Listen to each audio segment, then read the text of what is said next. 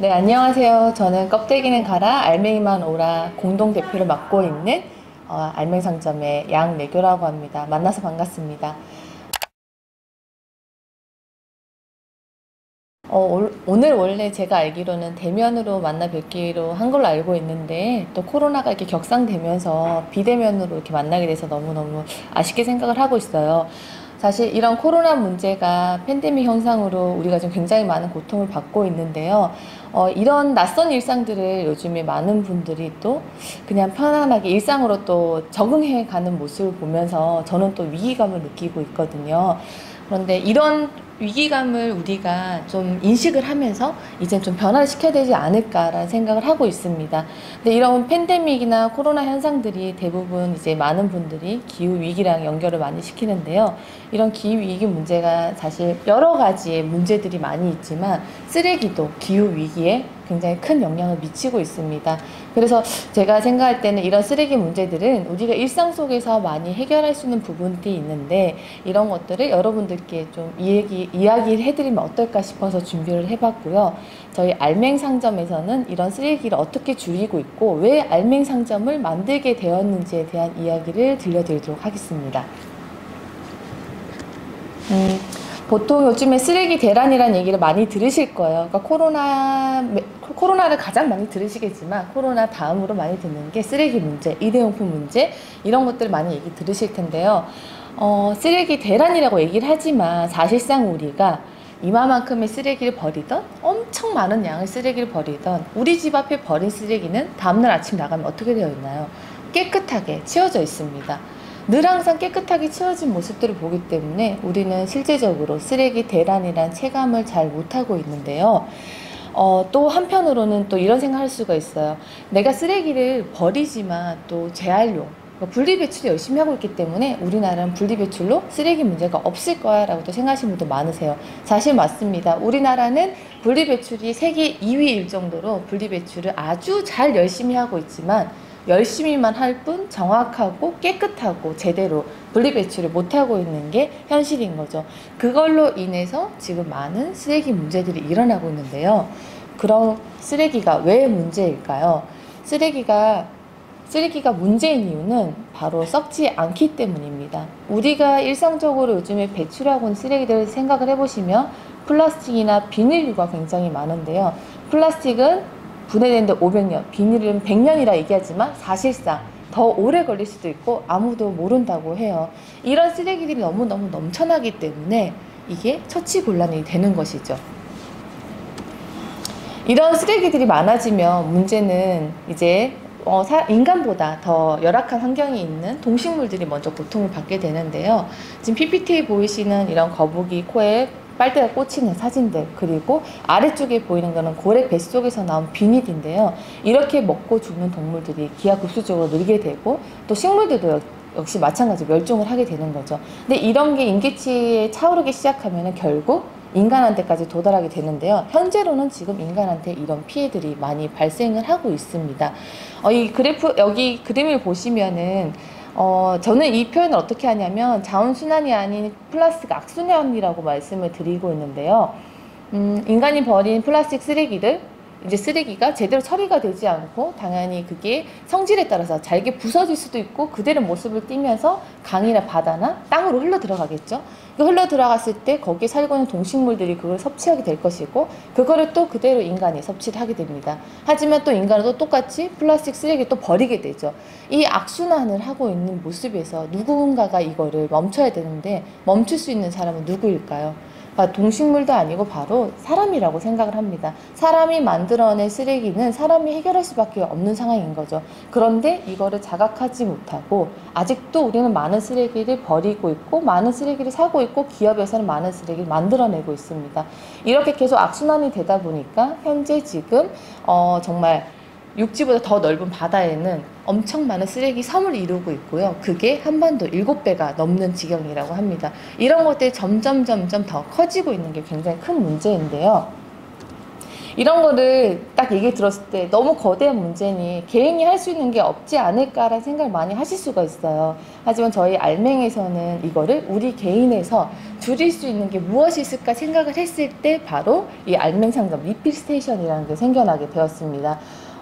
예를 들면 그런 거죠. 우리가 먹거리는 예를 들어서 시장에 가서 껍데기가 없는 알맹이만 구입을 할 수 있지만 공산품, 예를 들면 화장품이나 세제나 그 기타 외의 생활용품들을 구입을 할 때는 대부분 대형 마트에 있는 플라스틱 안에 들어있는 거, 비닐 안에 들어있는 물건을 살 수밖에 없는 상황이에요. 근데 해외에는 사실은 이런 벌크 매장이 굉장히 많이 있는데 우리나라에는 이게 너무 없는 게 안타깝게 저희가 생각을 했었고, 실천가들은 사실 이런 부분들이 너무 필요하다고 생각을 했기 때문에 우리가 이렇게 필요한 부분들을 할 수 있는 공간을 만들어 보자 해서 리필 스테이션이라는 게 사실은 굉장히 작은 목적으로 생겼지만 지금은 이렇게 큰 목적까지 변화하게 된 거거든요. 그래서 저희가 지금 여기 사진을 보시면은 왼쪽 사진이 처음 저희가 리필 스테이션 했던 모습이에요. 이때 딱 7개로 시작을 했는데 오른쪽에 보시면 오른쪽 사진 굉장히 종류가 많아졌죠. 20개 넘는 화장품과 그러니까 샴푸, 린스, 화장품류들이 있습니다. 사실 이렇게까지 가능한 거는 저희 알맹 상점이 있었기 때문에 가능한 게 아니라 이런 거를 필요로 하시는 소비자분들이 점점점 많아졌고 이렇게 이용하시는 분들이 많았기 때문에 저는 가능하다고 생각을 하는 거거든요. 근데 그런 분들이 오셔서 줄인 양만 해도 사실 엄청나게 많다고 저는 생각을 하고 있어요. 저희가 오픈한 지 이제 6개월 차 돼가고 있는데 이렇게 종류가 많이 늘어나 그동안 오신 분들이 다 용기를 들고 오셔서 구입을 하셨거든요. 용기 없으신 분들은 저희가 재사용 용기를 다 준비를 해놨어요. 그거를 또 이용하신 분들이 있고요. 그러니까 결국엔 여기서 정말 알맹이만 사가신 분들이 굉장히 많으셨는데 그 분들이 줄인 쓰레기는 정말 양이 엄청나다고 저는 생각을 하고 있습니다. 이제 뒷부분 요 사진이 보시면은 요건 실제적으로 소비자분들 오셔서 본인의 용기를 들고 와서 구입하신 모습인데요. 왼쪽 사진을 보면은 뒤쪽에 큰 용기는 이제 세제를 담은 사진이고요. 앞에는 본인이 쓰시던 화장품 용기를 버리지 않고 깨끗하게 씻어서 세척을 하고 난 다음에 들고 오셔가지고 담은 모습이에요. 그 오른쪽 사진 같은 경우는 제가 굉장히 인상 깊게 본 소비자분 중에 한 분인데 제가 상점이 있는데 어느 날 저희가 2층에 위치를 하고 있어요. 이렇게 카트를 끌고 엄청 낑낑거리면서 무겁게 뭔가를 들고 올라오셨는데 보니까 안에 유리병이랑 빈 용기가 가득 들어있더라고요. 근데 이분이 이제 담으시는데 이제 세제, 중성 세제 한 가지만 계속 담으시는 거예요. 여기 틴 케이스 있는 거 빼고 나머지는 다 중성 세제 한 가지 용만 구입을 하셨는데 이 양이 한 6리터, 7리터 정도 됐거든요. 꽤 양이 많았었어요. 사실 이렇게 양을 많이 구입을 하시는 거는 이렇게 오프라인 매장 오는 것보다 온라인 매장으로 구입하시는 게 훨씬 더 저렴한데 이분이 이렇게 구입하시길래 제가 너무 궁금해서 한번 여쭤봤어요. 어떻게 알고 오셨느냐, 왜 이렇게 한 가지만 구입하시느냐 여쭤봤더니 저희 알맹 상점이 생기기 이전에 약간 작은 소분샵으로 저희가 운영을 했었거든요. 그때부터 이용을 했었고 본인은 이렇게 이제 용기를 줄이는 게 중요하다고 생각을 하기 때문에 한 번 왔을 때 많이 구입해 가신다 그러더라고요.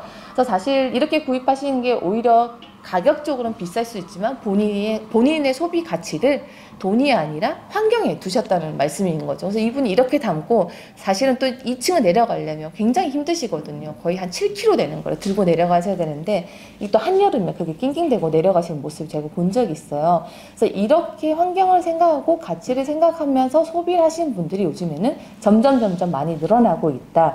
그렇게 저희는 운영을 하고 있습니다.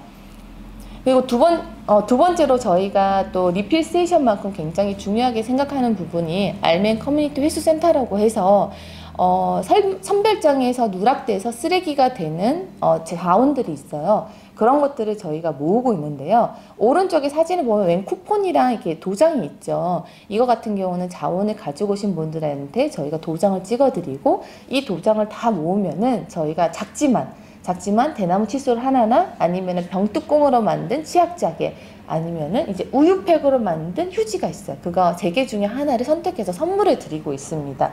근데 이렇게 하는 이유는 뭐냐면 사실 자원을 모아서 그냥 분리배출하면 큰 의미는 없다고 생각을 해요. 근데 이런 쓰레기들을 모아서 정말 물건화를 만들 수 있다는 거를 소비자분들한테 알려드리고 또 이때 들고 오셨을 때 좀 짧게나마 환경교육을 할 수가 있거든요. 예를 들면은 분리배출을 할 때 왜 그냥 열심히만 하면 안 되고 왜 정확하게 정확하고 깨끗하고 비워서 해야 되는지에 대한 설명을 저희가 해드리고 있어요. 간략하게. 근데 이런 것들을 배우기 시작하면 다른 거 쓰레기까지 파생이 될 수가 있거든요. 그래서 작지만 이런 환경교육 장소까지 저희가 만들고 있습니다.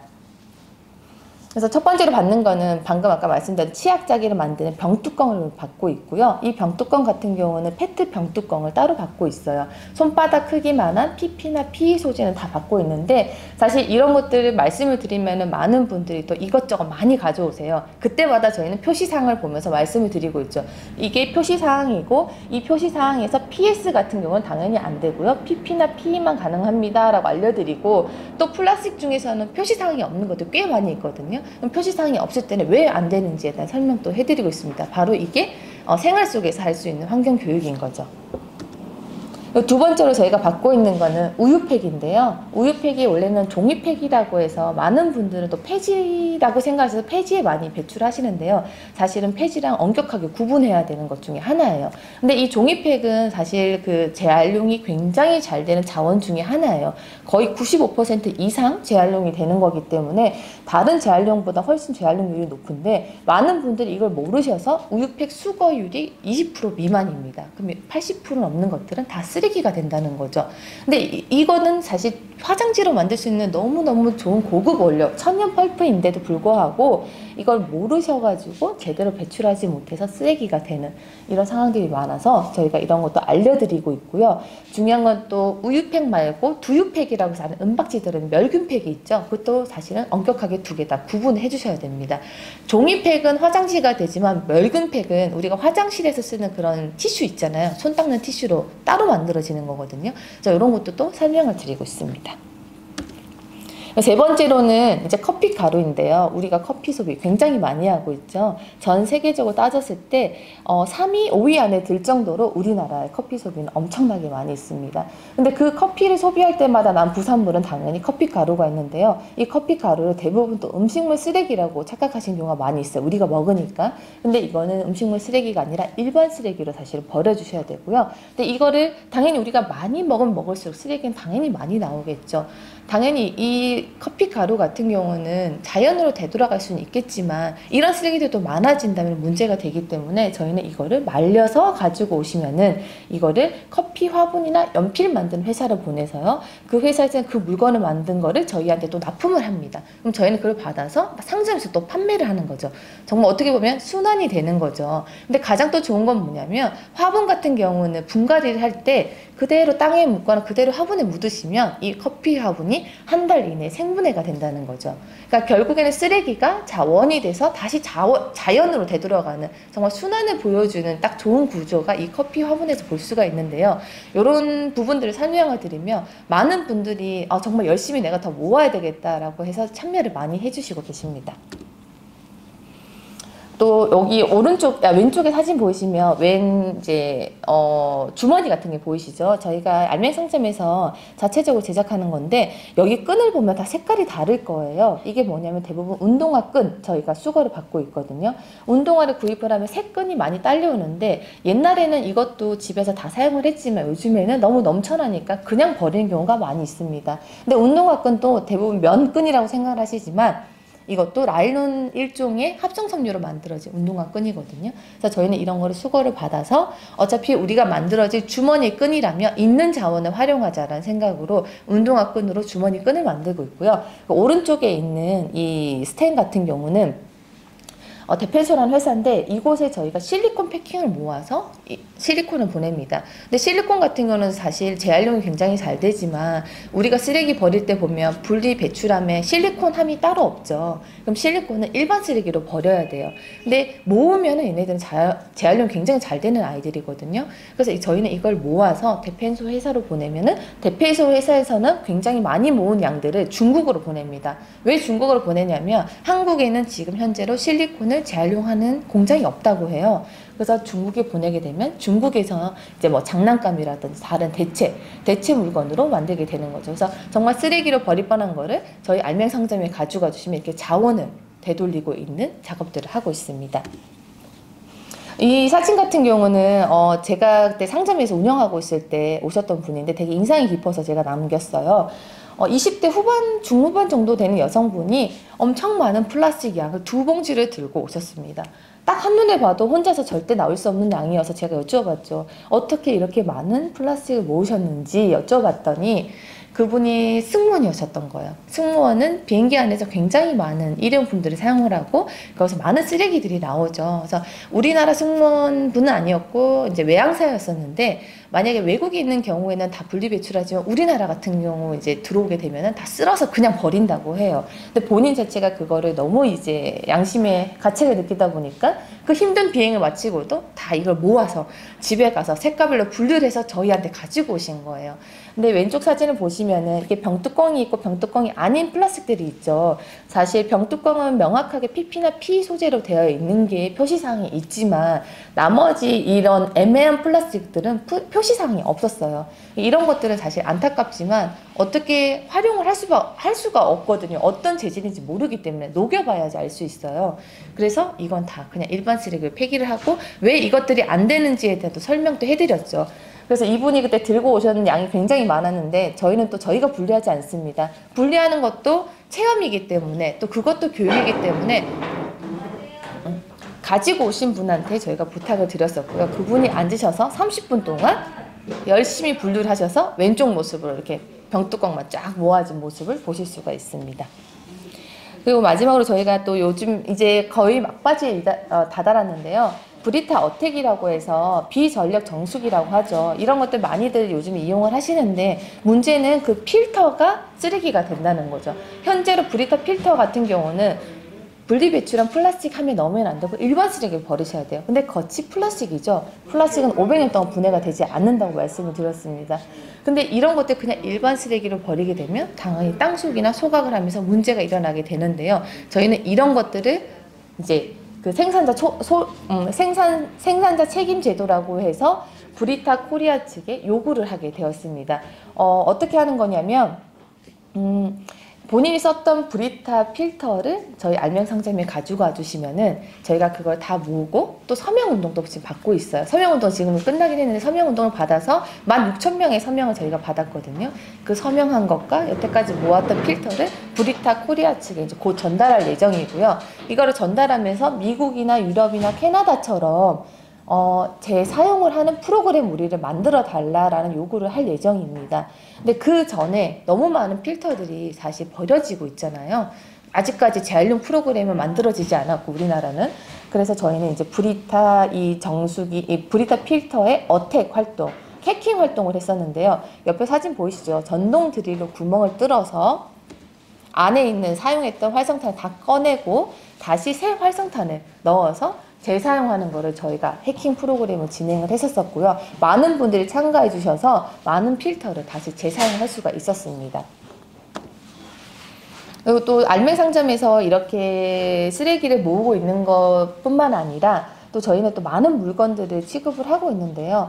그 많은 물건들 중에서 생활용품들이 굉장히 많이 있어요. 근데 이 생활용품들을 보시면은 대부분 하시는 질문들이 얘네들 포장은 어떻게 되고 어떤 기준으로 물건을 가지고 오세요? 라고 여쭤보시는데요. 저희가 한 3가지, 4가지 정도의 기준이 있거든요. 그 기준 첫 번째는 뭐냐면 그러니까 천년 제품이라도 일회용품 받지 않습니다. 그러니까 예를 들면 그런 거죠. 종이빨대, 쌀빨대, 풀빨대 이런 것들 굉장히 많이 나오고 있는데요. 물론 천년 자원에서 가져오기 때문에 썩고 남지 않는다는 게 굉장히 큰 장점이 있지만 얘네들은 한 번 쓰고 버려야 되는 거예요. 그럼 결국에 뭐냐면 일회용품에 대한 정당성을 주게 되는 거죠. 아, 그러면 나는 천년 제품으로 된 일회용품은 얼마든지 써도 되겠구나 라는 생각이 드는데요. 사실 자원을 넘치게 쓰고 많이 쓰게 되면 그게 항상 문제가 되는 거거든요. 근데 이런 거에 대한 정당성을 주지 않기 위해서 저희는 천연 제품이라고 하더라도 일회용품은 드리지 않고 있습니다. 그리고 두 번째로는 생산자로부터 껍데기 없는 알맹이만 받고 있는데요. 이게 무슨 의미냐면 납품받는 업체에서 대부분 표시사항이 있어서 규제가 있어서 포장이 되는 경우가 있어요. 그런 것들은 스탬프할 때 이런 것들, 입에 닿는 것들은 그런 규제가 있기 때문에 어쩔 수 없이 포장이 되어 있는데 규제가 없는데도 포장을 한 경우가 많습니다. 그 이유는 뭐냐면 물건을 받았을 때 뭐 상처가 났거나 문제가 있었을 때 반품이 또 들어올 수 있잖아요. 그러니까 그런 상품의 품질을 위해서 대부분 비닐 포장이나 개별 포장을 많이 하는데 저희는 그거를 생산자한테 요구를 합니다. 우리가 책임을 질 테니 만약에 물건이 파손이 돼가 문제가 있어 우리가 책임을 질 테니 물건 껍데기 빼고 보내주세요 라고 말씀드리고 있고요. 그게 만약에 안 된다고 하면은 저희는 거래를 하지 않고 다른 곳에 알아보는 거죠. 지금도 현재 계속 그런 작업은 진행이 되고 있고요. 이렇게 생산자부터 껍데기를 없애는 거는 사실 어떻게 보면은 생산자의 책임이고 정부의 규제가 먼저 들어와야 되는 부분이지만 이게 너무 늦다 보니까 중간 유통업자인 저희 알맹상점에서 먼저 제의를 하고 있는 상황인 겁니다. 그리고 또 이 중간에 사진 보신 블루베리 있잖아요. 블루베리 같은 경우도 저희가 알맹상점에서 하는 또 원칙 중에 하나는 뭐냐면 망원시장에서 판매하는 물건은 저희가 드리지 않는 게 원칙이에요. 그런데 이 블루베리는 망원시장에서 구입을 할 수 있습니다. 할 수 있는데 왜 했냐면은 망원시장이나 마트나 우리가 쉽게 보는 블루베리는 어떻게 되어 있나요? 대부분 플라스틱 통에 다 포장이 되어 있죠. 블루베리를 벌크로 살 수 있는 곳이 전혀 없어요. 아무리 찾아봐도. 옆에 있는 무화과도 마찬가지고요. 무화과는 특히 또 스티로폼 박스에 들어있죠. 근데 저희는 이제 이런 것들을 포장 없이 정말 벌크로 구입을 농장에서 직접 해서 그거를 용기를 들고 오신 분한테 저희가 원하시는 만큼 판매를 한 적이 있거든요. 이렇게 팝업식으로. 그래서 이렇게 무포장으로 할 수 있는 식자재나 아니면 야채나 과일도 한 번씩 팝업으로 운영을 하고 있습니다. 그리고 마지막으로는 국산 제품인데요. 국산 제품의 중요성은 뭐냐면 사실 뭐 여러 가지 나라와 나라 사이 협약으로 인해서 그런 세금이 이제 덜 내게 되면은 당연히 외국에서 오는 물건들이 엄청 더 저렴하게 들어올 수밖에 없어요. 특히 중국이나 이런 곳에서 더 저렴하게 들어올 수밖에 없는데 그런 물건들을 계속 사용을 하게 되면은 아무래도 당연히 비행기를 타고 들어간 탄소 배출이나 여러 가지 또 대량 생산의 문제점은 굉장히 크거든요. 그런 문제점들을 우리는 안고 구입을 하게 되는 거예요. 근데 국산 생산 같은 경우는 우리 생산량에 맞게끔 소규모화하는 경우가 굉장히 많이 있고 일단은 거리가 짧아지니까 탄소 배출이 굉장히 줄어들잖아요. 그래서 저희는 이제 알맹상점에서 이런 국산 제품을 웬만하면은 취급하려고 노력을 많이 하고 있지만 사실 문제는 가격 경쟁력인 것 같아요. 많은 분들이 오셨을 때 친환경 물건을 너무 비싸다라고 인식을 하게 돼버리면 이거는 또 너무 비싸니까 내가 할 수 없는 거야 라고 또 생각을 하실까봐 이걸 적절하게 저희가 지금 맞추고 있는 중이거든요. 그래서 지금 현재로는 저렴한 가격대는 어쩔 수 없이 중국산으로 들어오고 있고 좀 비싼 가격대는 국산으로 있지만 이거를 우리가 왜 같이 소비를 해야 되고 왜 국산 소비를 해야 되고 또 왜 이런 물건이 좋은지에 대한 설명을 해드리는 건 또 알맹상점의 역할이 아닐까라는 생각을 하고 있어요. 그래서 지금은 이런 작업들도 계속 천천히 해나가고 있는 중입니다. 마지막으로 저희가 또 알맹상점이 하고 있는 것은 물물교환 공유센터라고 해서 요즘에 물건이 워낙 쉽게 사고 쉽게 버려지고 쉬운 소비 문화 패턴이 굉장히 많이 있잖아요. 그러다 보니까 물건은 이제 쉽게 버리게 되는데 그러지 말고 내가 쓰지 않는 물건은 누군가한테는 또 필요한 물건이 될 수 있다라는 거를 그러니까 옛날에 물물교환 하듯이 그런 거를 저희는 좀 알려드리고 싶었어요. 그래서 2층에 위치하고 있고 1층에 들어간 입구에 저희는 이 공유센터를 위치를 하고 있거든요. 그래서 많은 분들이 처음에 되게 의아하셨던 게 물건을 파는 곳인데 물건을 무료로 나눠주는 곳도 있네요. 되게 이것도 신기하고 재밌어요 라는 얘기를 많이 해주셨고요.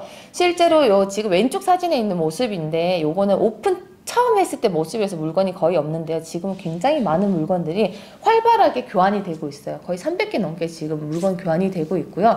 여기서 만약 물건 교환이 되지 않는 것들은 저희가 일주일에 한 번, 2주에 한 번씩 모아서 아름다운 가게에 또 기부를 하고 있습니다. 이렇게 물건도 순환을 한다는 거를 많은 분들이 체험을 하고 경험을 하셨으면 좋겠다는 생각으로 이걸 운영을 하고 있어요. 왜냐하면 사람은 체험하지 못하고 경험하지 못하면 생각보다 많은 것들을 느끼지 못하거든요. 근데 이런 것도 이렇게 할 수도 있구나라는 걸 내가 눈으로 한번 체감을 하고 나면 내가 집에서 정말 쓸모없어서 버릴 뻔한 물건도 다시 들고 오게 되는 거고 버릴 뻔한 물건들도 다시 중고로 다른 사람한테 누구한테 필요한 물건이 될 수 있으니 이거를 쓰레기가 아닌 자원으로 한번 해보자라고 또 실천할 수 있는 부분이 있기 때문에 저희는 1층에 이렇게 위치를 하고 있고요. 이제 그 옆에 방에 장바구니도 무료로 대여를 해드리는 공간도 있고 그 옆에 이제 이렇게 종이 페이퍼에도 저희가 이제 적게끔 해놨어요. 많은 분들 어떤 물건을 가져가고 사연을 적는 거죠. 그래서 어떤 분들 너무 고맙습니다 남겨주신 분들도 많고요. 어떤 분들은 너무 잘 쓰겠습니다 남겨주신 분도 많이 있습니다.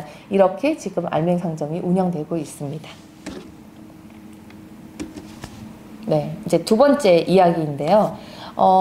제가 이제 저는 아이 둘 키우고 있는 주부로서 7살, 5살 딸과 아들을 키우고 있어요. 그래서 이렇게 아이들을 키우고 있는 모습, 아이들과 같이 제로웨이스트 하는 모습을 보시면은 굉장히 많은 분들이 여쭤보시는데요.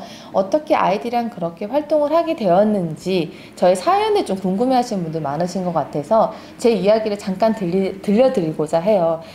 저 같은 경우는 사실 어렸을 때 친정어머니 영향을 조금 많이 받았던 것 같습니다. 저의 이거를 환경 감수성이라고 저는 표현을 하는데요. 저희 어머니는 사실 환경을 생각해서 했던 행동은 아닌 것 같고요. 지금 와서 생각을 해보니까 약간 그때 절약 정신으로 하셨던 것 같습니다. 절약 정신에 그리고 건강을 위해서 생각을 하셔서 이런 인스턴트 음식이라든지 뭐 과자, 라면 이런 것들을 굉장히 안 좋다고 저한테 계속 얘기를 해주셨고, 또 특히 또 여자 같은 경우는 일회용 생리대를 많이 사용을 하잖아요. 근데 사실 그 시대 때는 정말 면 생리대 자체가 없었어요. 그러니까 완성품으로 나와 있는 면 생리대가 없었는데 불구하고 저한테 면 생리대를 권해주셨어요. 그래서 저는 면 생리대를 다시 사용을 했었거든요. 그런 게 당연하다고 생각을 했었죠. 어머니가 그렇게 해주시는 거니까. 그렇게 이제 생활하다 보니까 사실 마음 한구석에 환경이라는 이런 물질들이 나한테 좋지 않고 이런 것들 많이 섭취하거나 이런 걸 많이 사용하면 나한테 좋지 않구나라는 거리, 아까 좋지 않다는 것이 제 마음 한구석에 자리 잡고 있었습니다. 하지만 당연히 제 10대 때는 친구들 만나면 햄버거 먹고 저도 다 먹긴 먹었었죠. 이렇게 이제 생활을 하면서 결혼을 하면서 제가 환경에 대한 관심이 있다는 거를 제가 주부로서 생활하면서 조금씩 느꼈는데요. 그때 내가 할 수 있었던 방법은 분리배출 열심히 하기였었어요. 앞에 말씀드렸던 것처럼 정말 열심히만 했었습니다. 그냥 종이는 종이 같은 것들은 다 종이에 넣고 플라스틱 같은 건 다 플라스틱에 넣고 이런 식으로 나는 환경을 생각하는 사람이기 때문에 분리배출 열심히 해야지라고 생각했었는데요. 2018년도에 이제 충격적인 사건이 터졌죠. 중국 쓰레기 수출 대란이 터지면서 제가 그때 굉장히 큰 충격과 배신감을 느꼈었는데요. 내가 여태까지 했던 분리배출 방식이 엉망진창이었고, 그리고 내가 여태까지 분리배출 그나마 잘했던 것들도 다 쓰레기가 되거나 아니면 다른 나라에 팔려가고 있었다는 것 자체가 저한테는 굉장히 큰 충격이었었어요. 그래서 그때 제가 고민을 하기 시작한 거예요. 그럼 내가 할 수 있는 게 무엇이 있을까라고 찾아봤을 때 정말 2018년도에 우리나라의 그런 환경 감수성은 정말 제로였던 것 같아요. 네이버에 찾아봐도 사실 내용이 별로 없었고, 물론 책들은 있었지만 우리나라 실정에 맞는 책이 아니라 해외 이제 그런 책들이 번역한 책들이 좀 많았었거든요. 그래서 내가 할 수 있는 게 무엇일까 찾아봤을 때 사실 너무 거대한 환경 문제만 저한테 다가올 뿐이었지 생활 속에서 할 수 있는 팁을 배우는 곳이 없었어요. 근데 그게 정말 우연히, 정말 유튜브의 알고리즘을 저는 굉장히 칭찬합니다. 정말 천재적인 알고리즘이 저를 제로웨이스트라는 세계로 이끌어주게 되었고, 그 제로웨이스트를 처음 딱 보는 순간 이거다 싶었습니다. 왜냐면 제가 원했던 게 바로 이런 내용이었었거든요. 생활 속에서 내가 어떻게 조금이라도 도움이 될 수 있는 방향을 하고 싶었는데 너무나도 다들 알고 있는 내용이었는데 그거를 전혀 생각을 못했다는 거를 제가 느꼈던 거죠. 제로웨이스트를 보면서. 정말 환경이란 문제를 너무 뭐 북극곰의 문제 아니면 탈원전 이런 거라고만 생각을 했었지, 내가 빨대를 더 쓰고 텀블러를 사용을 해야 되고 장바구니 사용해야 되고 이렇게 작은 실천에서부터 연결을 하지 전혀 시키지 못했었습니다. 근데 이런 제로웨이스트를 제가 접하게 되면서 그때 한창 저희가 우리나라가 심했던 게 미세먼지가 심했었거든요. 이 미세먼지를 원래는 저도 중국 탓이라고 늘 생각을 하고 있었고 나라 탓이라고 공장 탓이라고 생각을 했었는데 이게 점점 좀 작게 좁혀지면서 나의 문제로 다가오기 시작하더라고요. 내가 지금 여태까지 썼던 일회용품들, 쓰레기들 이런 것들이 다 소각이 되고 있었고, 이런 소각들이 당연히 미세먼지를 발생시킬 수 있는 거고, 내가 타는 자동차들, 내가 소비하는 것들, 내가 소비하는 거 다 공장에서 만드는 것들이니까 그런 공장에서 나오는 것들이 나의 이런 나의 작은 소비 패턴에서부터 시작이 될 수 있겠구나라는 깨달음이라고 해야 되나요? 그런 게 제가 느껴지기 시작하면서 내가 할 수 있는 것들이 무엇이 있을까? 미세먼지를 줄이기 위해서 내가 할 수 있는 것이 무엇이 있을까? 공기청정기를 쓰는 게 다가 아니라 마스크를 쓰는 게 아니라 장기적으로 봤을 때 내가 할 수 있는 실천이 무엇이 있을까라고 이제 생각을 해봤을 때 생활 속에서 할 수 있는 것들을 찾기 시작했던 거였죠.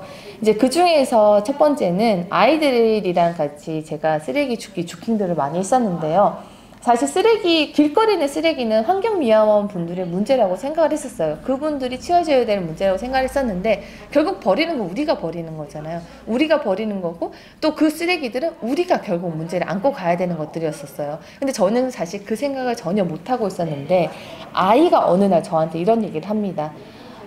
아이랑 같이 걸어가고 있는데 아이가 쓰레기 딱 주려고 그래요. 그래서 제가 아이한테 더러우니까 줍지 마. 엄마의 마음으로 더러우니까 줍지 마라고 얘기를 했는데, 아이가 첫 마디가, 엄마 근데 이거를 내가 안 주면은 새가 먹고 죽으면 어떡해? 라고 얘기를 하더라고요. 그때 제가 정말 큰 충격을 또 아이한테 받았었는데요. 맞아, 내가 환경 실천하는 부분에 있어서 내가 실천한 것뿐만 아니라 주변을 둘러보면서 이런 쓰레기 줍는 것도 실천이 될 수 있는데 내가 너무 내 주변을 못 봤었구나 하면서 주변을 보니까 길거리 쓰레기가 너무 많았었고, 이런 쓰레기들로 인해서 동물들이 피해를 받고 있다는 거를 알게 됐습니다. 그래서 이 사진 같은 경우는 사실 크리스 조던의 굉장히 유튜브에 이렇게 찾아보면 내용을 많이 아실 수가 있는데요. 우리가 생활에서 쓰고 있는 쓰레기들을 이 새들이 먹고 죽은 모습을 사진으로 남기거나 영상으로 남긴 작가예요. 근데 정말 안타깝게도 이 뱃속에 있는 물건들을 자세히 보시면은, 물론 공장, 기업이 만들어낸 거지만 결국 개인이 써서 개인이 버린 쓰레기들입니다. 이 개인이 쓴 쓰레기들이 결국에 돌고 돌아서 이렇게 동물한테까지 피해가 가게 되고 이 동물들이 죽음에 이르기까지 됐는데요. 근데 이게 지금 너무 많이 이루어지고 있다는 거죠. 이렇게 많이 이루어지는 것들이 동물에서 그칠까요? 저는 이제 그렇지 않다고 생각하고, 이게 사람들한테 오고 있다고 생각하고, 이미 왔죠. 코로나라는 팬데믹으로. 이런 것들이 다 먹이사슬처럼 연결이 되어 있다는 거죠. 그래서 아이들한테 제가 이런 모습을 또 배웠고요. 또 아이들이랑 또 실천을 하는 부분에 있어서는 굉장히 여러 가지 방법들이 있어요. 어렵게 생각하실 필요가 없어요. 그냥 내가 평상시에 사 먹었던 물병을 사 먹지 않고 물병을 들고 다니는 거죠. 아이가 둘이다 보니까 저는 물병을 2개를 들고 다니고 있거든요. 사실 500ml 2개 들고 다니면 1리터가 돼요. 굉장히 가방이 무겁습니다. 처음에는 너무 적응이 안 됐었어요. 그 가방을 들었을 때. 근데 이제는 이 무거운 가방이 적응이 되니까 가벼운 가방을 딱 들었을 때 뭐지? 딱 열어보면 물통이 없구나. 그러면서 물통을 또 챙기게 되는. 그러니까 사람이 습관이 굉장히 무섭다는 게 제가 제로웨이스트를 실천하면서 굉장히 많이 느끼고 있거든요. 이렇게 또 실천을 하고 있고요. 또 아이스크림 같은 것도 먹을 때도 보면, 예전에는 그냥 별거 아닌 아이스크림 쭈쭈바, 뭐 봉투 이런 쓰레기들도 이제 다 눈여겨보게 되는 거예요. 그래서 아이들한테도 아이스크림 먹을 때 엄마랑 같이 용기 들고 가서 우리 스푼으로 먹자 하면서 이렇게 스푼으로 떠서 먹는 아이스크림 집에 가서 아이들한테 직접 체험하게 해요. 이 통을 들고 가서 아이스크림 주세요 하고 계산하고 난 다음에 와서 이걸로 먹자고, 이제 이렇게 생활 속에서 실천을 하고 있고요. 또 요즘에 당연히 마트를 많이 이용하시는데, 저는 아이들이랑 같이 전통시장을 많이 이용하고 있어요. 아까도 말씀드렸죠. 경험을 하지 않고 내가 실천해보지 않으면은 사람이 생각하는 경험치가 굉장히 줄어들게 되는데, 요즘 아이들은 카트를 타고 깨끗하고 쾌적한 공간에 있는 포장되어 있는 마트의 물건들을 많이 보게 됩니다. 이렇게 그런 물건들을 많이 보는 아이들이 계속 쭉 큰다면은 당연히 환경과 연결시킬 수 있는 부분들이 훨씬 더 줄어들겠죠. 근데 이렇게 전통시장에서 포장 없이 구입할 수 있는 물건들이 많이 있다는 것도, 이것도 저는 체험이라고 생각을 하고 있거든요. 그래서 아이들이랑 같이 가서 이렇게 같이 물건을 골라서 장바구니에 넣는 것도 저는 같이 이렇게 실천을 하고 있고요. 이런 것들이 생활 속에서 사실은 어떤 방법으로 어떻게 해야 돼요? 라고 질문 주신다면은, 어떻게 해야 되나요의 정답은 없습니다. 정답은 없고, 내가 여태까지 실천한 부분들을 조금씩 바꿔가면서 그걸 생활 속에서 녹이는 거죠. 아이들이랑 같이 장 보러 갈 때 그거를 마트가 아니라 전통시장으로 바꿔본다든지, 아이들이랑 같이 나갔을 때 음료수를 사 먹는 게 아니라 아이들 물병을 하나씩 지어주면서 우리는 이제 앞으로 이 물병을 쓸 거야 라고 얘기를 하면서, 그렇게 환경 실천에 대한 거를 생활 속에 녹이면서 아이들한테 적용을 해보시는 게 좋지 않을까라는 생각을 하게 돼요. 그래서 저는 지금 계속 얘기를 드리는 건 생활 속 실천을 말씀을 드리고 있는데요. 정말 환경이란 문제는 대문자 활동도 너무너무 중요해요. 근데 대문자 활동은 개인이 하기에는 너무 거대하고 또 거리감이 느껴지고 또 내가 어떻게 해야 될지라는 생각으로 자포자기하는 경우가 굉장히 많아지거든요. 사실 북극곰의 이야기를 들었을 때 굉장히 안타깝지만 안타까운 마음으로 끝나지 내가 더 이상 북극에 가서 북극곰을 도와줄 수 있는 건 없잖아요. 그렇기 때문에 내가 생활 속에서 실천할 수 있는 것들을 연결시키는 게 저는 정말 중요하다고 생각을 해요. 그래서 소문자 활동, 내가 생활 속에서 쓰레기를 줄일 수 있는 플라스틱 대신 샴푸바를 쓴다든지 뭐 아니면은 플라스틱이 있는 수세미 대신 천연수세미 쓴다든지 이렇게 생활 속에서 바꿀 수 있는 소문자 활동에 집중을 해보시면 좋지 않을까라는 생각을 하고 있습니다. 그래서 이렇게 생활 속에서 제가 쭉 실천을 하면서 사실은 이렇게 실천을 하더라도 어느 순간 한계가 다다라요. 왜냐하면 개인이 할 수 있는 건 한계가 있거든요. 생산자가 만들어낸 물건들은 엄청나게 많고 나는 필요한 것들이 있는데 그거를 내가 어느 순간에는 다 해결할 수 없는 벽에 부딪히는 순간들이 꼭 있습니다. 실천하시다 보면은. 그럴 때 저는 드리고 싶은 말씀은 혼자서 하기에는 이런 환경이나 이런 실천 부분들이 굉장히 힘들게 느껴질 수가 있어요. 그럴 때는 주변에 있는 사람들과 함께 모임을 결성을 한다든지 아니면 그런 모임이 있는 곳에 같이 참여를 해보신다든지 아니면 내가 성격이 너무 내성적이다. 난 그런 모임이 너무 싫다. 그러면 요즘에 온라인으로 굉장히 활발한 활동들이 많이 있잖아요. 뭐 네이버 카페가 될 수도 있고 아니면 인스타에 그냥 그린플루언서들이 활동하는 모습들을 계속 눈여겨보시면서 용기를 얻으셨으면 좋겠어요. 근데 저 같은 경우는 혼자 솔직히 실천하면서 어려움이 딱 부딪혔을 때 정말 기적같이도 알맹이란 모임을 만나게 됐었습니다. 알맹이란 모임은 사실 알맹 상점의 시초인 모습인데요. 알맹은 금자님께서 망원시장에 무분별하게 사용하는 비닐봉투가 너무너무 많다는 거를 이제 생각을 하셔서 이거를 줄일 수 있는 방법으로 그러면은 장바구니를 대여해보자. 그래서 우리는 알맹이만 원하는 자, 알자라고 저희는 이제 그 알맹이에서 활동하는 사람 알자라고 부르고 있고요. 알자의 모임은 알맹이라고 저희는 이름을 붙였습니다. 그래서 단체는 아니었고 사실 정말 모임이었었어요. 자원봉사자들끼리 이렇게 저처럼 개인이 실천하다가 벽에 부딪히거나 개인이 실천한 사람들이 하나 둘씩 모여든 모임이었었고요. 이 모임에서 저희는 2주에 한 번씩 이제 회의를 하면서 상인분들 만나면서 장바구니들 나눠드리고 한 달에 아니면 한 달이나 두 달에 한 번씩 캠페인 활동을 하면 소비자분들한테도 비닐봉지 대신 장바구니 사용해주세요. 이런 캠페인 활동들을 계속했었고요. 이거 위에도 카페에 빨대통 치우기, 뭐 담배꽁초 어택하기 이렇게 소소하게 활동을 계속 했었습니다. 이런 활동을 하던 와중에 앞서 잠깐 말씀드렸지만 실천가들이 정말 생활 속에 필요한 물건들이 너무 많은데 여기서 나오는 쓰레기 발생량도 사실 너무 많다. 이거를 줄일 수 있는 벌크 매장이 있으면 좋겠는데 우리나라는 그게 너무 없는 게 안타깝다. 망원시장에 와서는 식재료를 포장 없이 우리가 다 구입할 수 있지만 화장품, 세제, 나머지 물건들의 쓰레기는 어떻게 할 것이냐라는 이제 의문점들이 하나둘씩 생기기 시작했고요.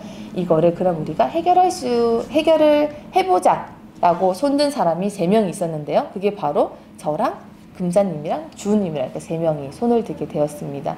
그래서 쓰레기를 줄이는 작은 마음이라는 슬로건을 가진 알맹상점이 탄생을 하게 되었고요. 이 알맹상점 안에서는 정말 생활 속에서 우리가 쓸 수밖에 없는 공산품들 중에서도 쓰레기를 줄일 수 있는 것들, 예를 들면은 아까 생산자에서 오는 껍데기를 벗길 수 있거나 아니면은 물건 자체가 재활용이 가능한 스텐 제품이라든지 아니면은 내가 다 쓰고 폐기했을 때 자연으로 되돌아갈 수 있는 천연 제품의 대체품들.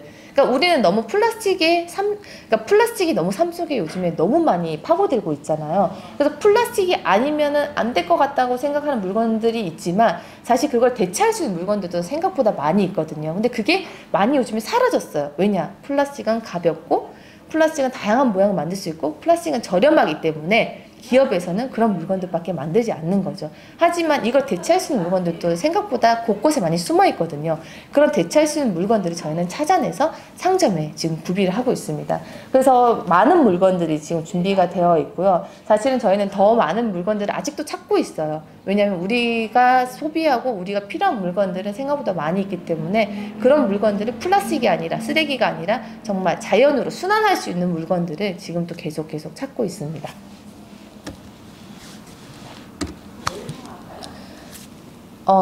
그리고 이제 제가 유튜브로 또 활동을 하고 있는데요. 유튜브에 보면 좀 살림 팁을 제가 많이 올려놨어요. 그 이유는 뭐냐면 제가 처음부터 그렇게 느꼈기 때문에 저는 이런 내용을 좀 많이 공유를 하고 있는데요. 사실 환경이란 문제를 너무 어렵게 생각을 하고 내가 해봤자 나 하나쯤이야 라는 생각을 많이들 하시는 것 같았어요. 저 역시도 사실은 좀 그랬었고요, 예전에. 그래서 그런 생각을 조금 깨기 위해서는 생활 속에서 내가 하나를 바꾸는 게 굉장히 큰 영향을 미친다는 걸 보여드리고 싶었고, 그런 컨텐츠를 제가 유튜브에 계속 올리게 된다면 환경 실천이 생각보다 쉽네? 환경 실천이 살림에서 아니면 내 생활 속에서 하나를 바꾸더라도 이렇게 많은 쓰레기를 줄일 수 있는데, 그런 것들을 좀 많이 알려드리고 싶었었어요. 저도 유튜브에서 그렇게 배웠기 때문에. 그래서 제가 유튜브에 그런 내용들을 많이 올리기 시작을 했고요. 대부분 저의 내용은 이렇게 제로 웨이스트 5R이 다섯 가지로 구성이 되어 있습니다. 근데 이 중에서도 저는 이제 중요하게 생각하는 게 거절하기, 그리고 줄이기, 재사용하기를 저는 중요하게 생각을 하는데요. 특히 저는 주부이다 보니까 좀 재사용하기를 많이 하고 있어요. 예전에는 환경을 생각하면 재활용이 무조건 우선이다라고 생각을 했었던 적이 있었는데요. 재활용도 물론 너무너무 중요해요. 많은 자원들을 모아서 그 자원을 새로운 물건을 만드는 건 너무너무 중요한데, 이 새로운 물건을 만들 때는 어쨌든 에너지가 들어가게 되고, 그 에너지를 사용함으로 인해서 환경 오염이 필연적으로 발생이 될 수밖에 없습니다. 그래서 개인이 가장 할 수 있는 환경 오염을 줄일 수 있는 방법 중에 하나는 있는 물건을 그대로 재사용하기라고 저는 생각을 했었고요. 그 중에 가장 재사용하기가 좋은 게 뭐냐면, 우리가 음식을 구입을 하다 보면은 이렇게 지퍼백이 되어 있는 이렇게 음식 담는 봉투들이 있죠. 예를 들면은 뭐 동그랑땡이라든지 뭐 치킨 너겟이라든지 여러 가지 뭐 음식들이 있잖아요. 그런 지퍼백을 대부분은 올바른 재활용을 위해서 위에 지퍼를 자르고 지퍼 부분은 일반 쓰레기에 버리고 비닐은 비닐류에 이제 많이 분리 배출했는데요. 그러지 않고 그거를 재사용하는 게 저는 더 좋다고 생각을 해요.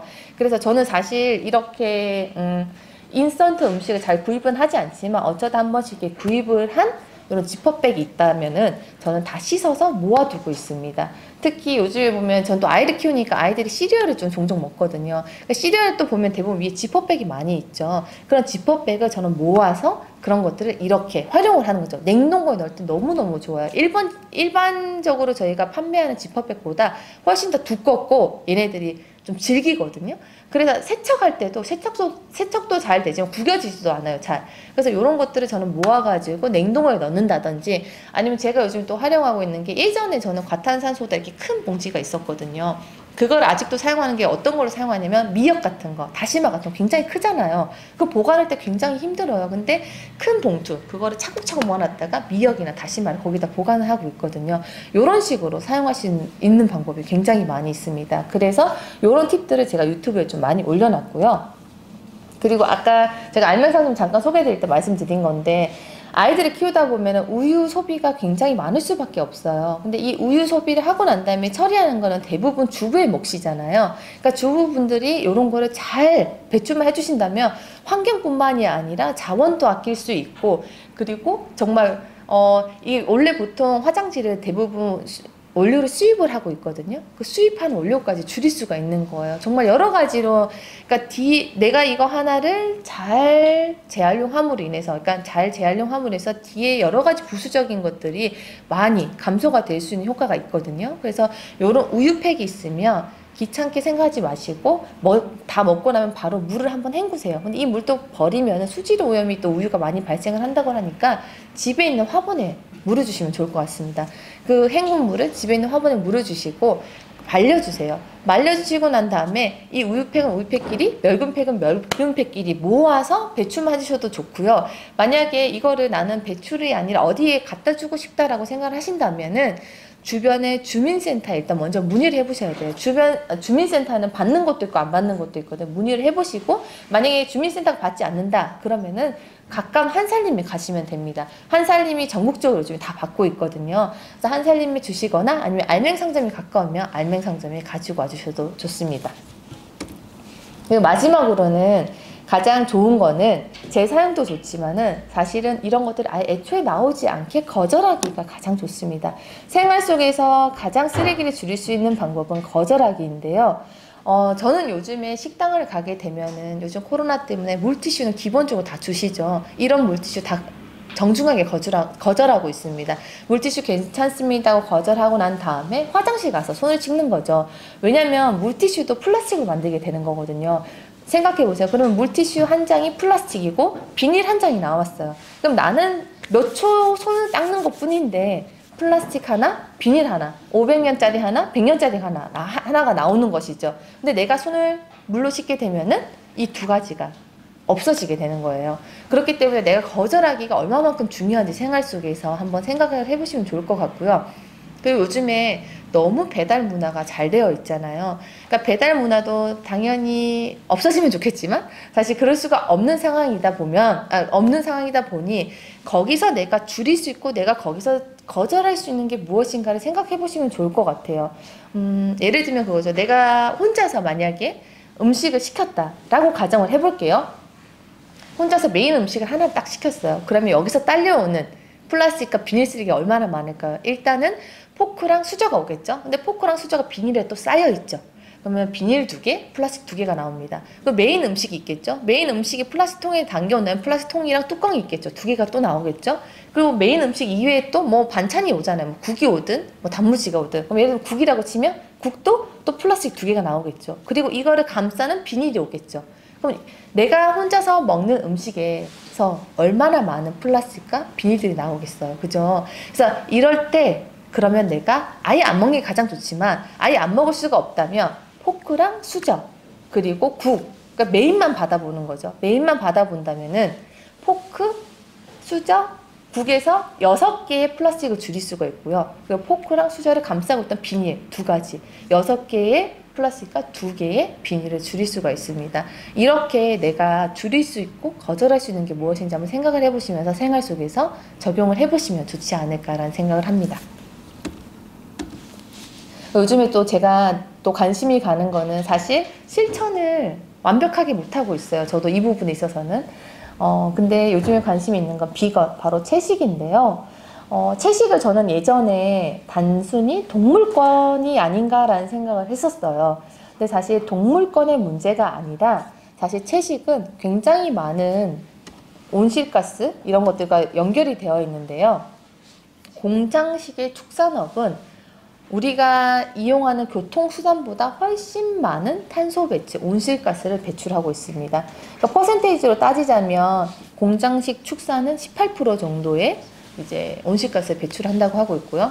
우리가 전 세계적으로 비행기, 뭐 트럭, 뭐 차 이런 것들, 뭐 기차 이런 것들 다 포함해서 나오는 온실가스 배출은 13%라고 해요. 5% 이상 많은 거죠. 굉장히 저는 이거 보고 충격을 받았었거든요. 당연히 우리가 사용하는 운송수단이 더 많은 그런 문제점을 가지고 있을 거라 생각했는데 왜 축산업이 이럴까라고 이제 의문점 되면서 거꾸로 저도 생각을 해보니까요.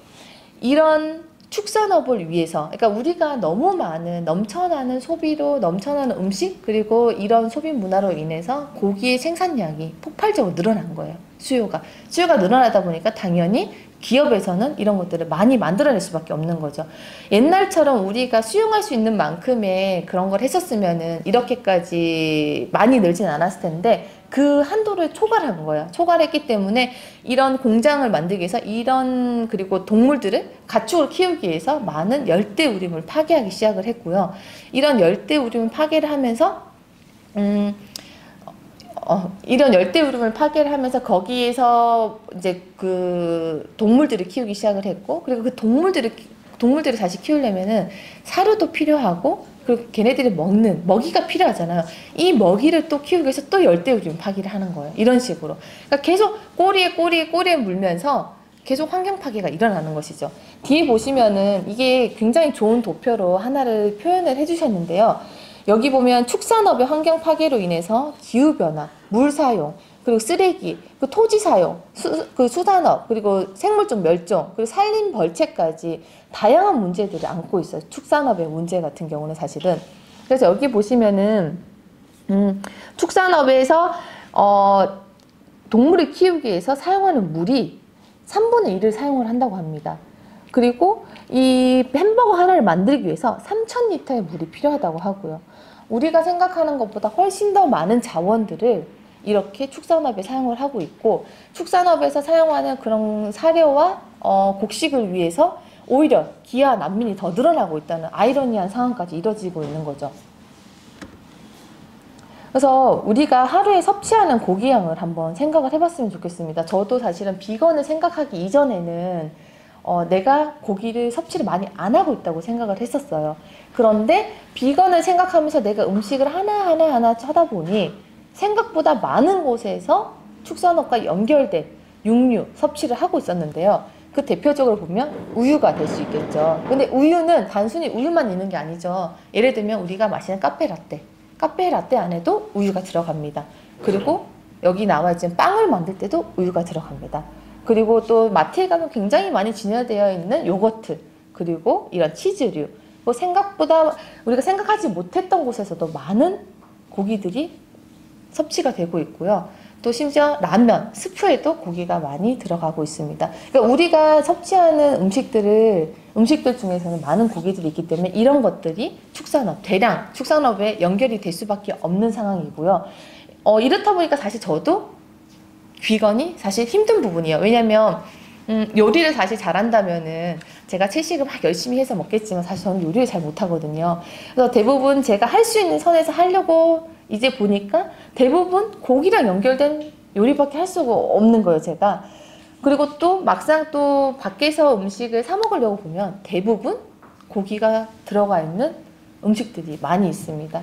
그래서 제가 요즘 선택하고 있는 방법은 뭐냐면 내가 매일마다 비건 힘들다면 적어도 일주일에 한 번은 채식을 해보자 라는 거를 저는 이제 선택을 했고요.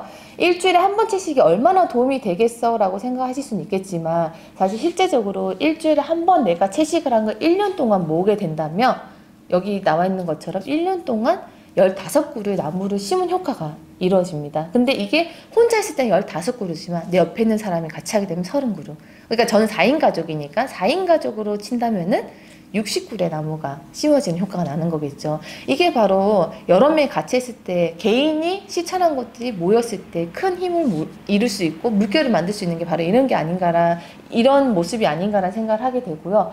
그래서 여러분들도 만약에 이런 비건에 관심이 있으시고 비건에 실천을 하고 싶으신데 너무 어렵고 나는 못하겠어, 이렇게 하기에는 난 요리도 못하고 저처럼 요리도 못하고 너무너무 힘들다고 생각이 드신다면 정말 한 끼라도 비건 도전해 보신다든지 아니면 매일마다 드시던 라떼를 소이 라떼나 아니면은 아메리카노로 좀 바꿔보신다든지 아니면 가장 좋은 거는 사실 커피보다는 국산차를 이용하는 게 가장 좋겠죠. 하지만 내가 커피를 끊지 못한다고 하신다면 이런 방법으로 좀 다른 시각으로 좀 접근하면 좋지 않을까라는 생각을 합니다.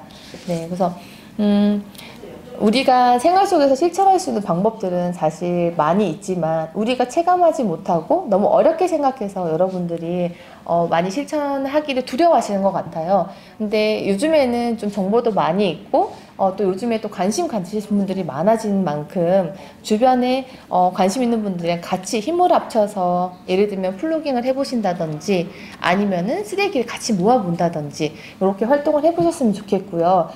정말 나 하나쯤이야 라는 생각보다는 나부터라도 라는 생각을 하시면서 실천을 하셨으면 좋겠습니다. 왜냐하면 내가 하나 쓴 플라스틱은 500년 동안 아니면 그 이상 동안 지구 어딘가에 떠돌 수 있는 거거든요. 근데 그거를 내가 하나 안 씀으로 인해서 500년이라는 시간을 벌 수 있기 때문에 그렇게 실천을 하셨으면 좋겠고요.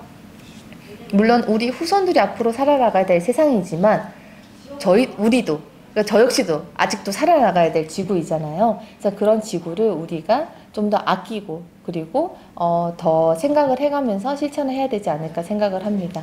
그래서 오늘은 여기까지 마치도록 하겠습니다. 네, 감사합니다.